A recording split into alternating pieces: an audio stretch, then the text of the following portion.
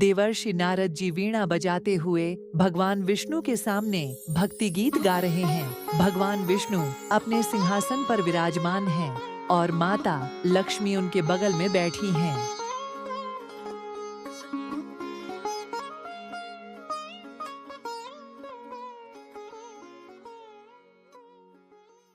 नारायण नारायण। प्रभु, आपके चरणों में समर्पित रहकर ही मेरा जीवन धन्य होता है। नारद, तुम्हारी भक्ति और सेवा से मैं बहुत प्रसन्न हूँ। तुम्हारी वीणा की मधुर ध्वनि पूरे ब्रह्मांड में शांति और भक्ति का संदेश फैलाती है।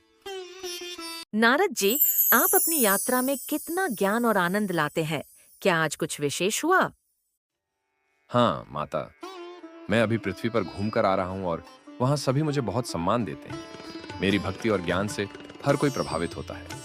सच कहूँ तो अब लगता है कि शायद मुझसे बढ़कर कोई भक्त नहीं है। नारद, तुम्हारी भक्ति तो अद्वितीय है, परंतु ध्यान रहे कि सच्ची भक्ति अहंकार से रहित होती है। क्या तुम्हें लगता है कि कोई और भक्त तुमसे बड़ा नहीं हो सकता? प्रभु, यह तो सत्य है। मैंने सदा आपकी भक्ति की है और संसार में आपकी महिमा का प्रचार किया है। क्या कोई और भक्त मुझसे बड़ा हो सकता है? अच्छा, तो चलो मैं तुम्हें एक ऐसे भक्त से मिलवाता हूँ जो सच्ची भक्ति का अर्थ समझता है। भगवान विष्णु और नारद जी एक छोटे से गांव में जाते हैं। वहां एक साधारण किसान अपने खेत में काम कर रहा है। नारद, देखो यह किसान, यह तुम्हारे मुकाबले बड़ा भक्त है। यह साधारण किसान कैसे? ये तो दिन भर अपने खेत में काम करता है। इसकी भक्ति कैसी हो सकती है? नारद, बाहरी कर्म देखकर भक्ति का मूल्यांकन नहीं किया जा सकता। चलो, तुम इस किसान का दिन भर का जीवन देखो और फिर तय करो।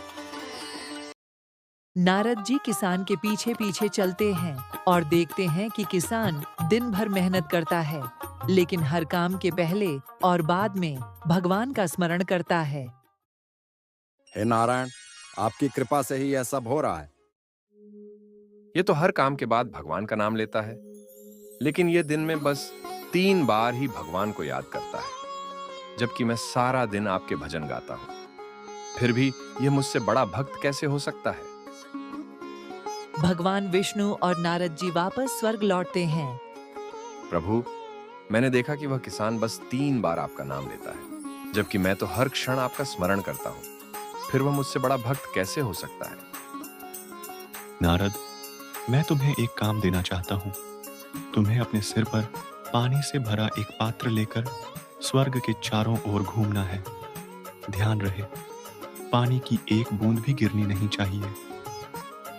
यह तो आसान काम है प्रभु, मैं इसे तुरंत करता हूं। नारद जी पानी का पात्र लेकर स्वर्ग के चारों ओर घूमते हैं। पूरी सावधानी के साथ वे पूरे ध्यान से पात्र को संभालते हैं और एक बूंद भी गिरने नहीं देते।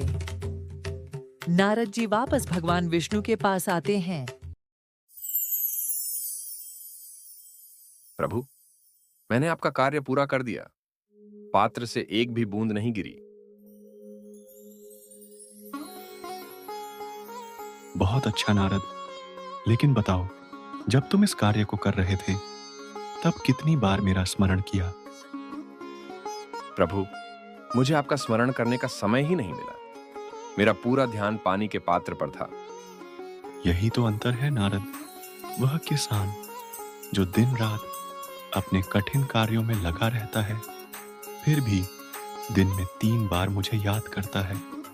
वह अपने कार्यों में उलझा होने के बावजूद मेरे प्रति अपनी भक्ति को नहीं भूलता। यही सच्ची भक्ति है। प्रभु, अब मैं समझ गया। सच्ची भक्ति का मतलब केवल जप करना नहीं है, बल्कि अपने कर्मों में रहते हुए भी भगवान को याद रखना है। मैं उस किसान से सीख लेकर अपनी भक्ति को और निखारूंगा। नारद, तुम सदा से मेरे प्रिय हो, परंतु याद रखो, भक्ति का मार्ग सरल नहीं है और सच्चे भक्त वही होते हैं जो हर परिस्थिति में मुझे याद रखते हैं। नारद जी अपनी वीणा लेकर फिर से यात्रा पर निकलते हैं, लेकिन अब उनके मन में कोई अहंकार नहीं है। वे हर भक्त के प्रति आदर और सम्मान का भाव रखते हैं। नारायण नारायण, अब मैंने सच्ची भक्ति का अर्थ समझ लिया है।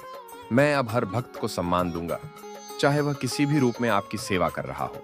नारद जी हर जगह भगवान विष्णु की महिमा गाते हुए फिर से अपनी यात्रा पर निकल जाते हैं, इस बार और भी अधिक निःस्वार्थ भाव से।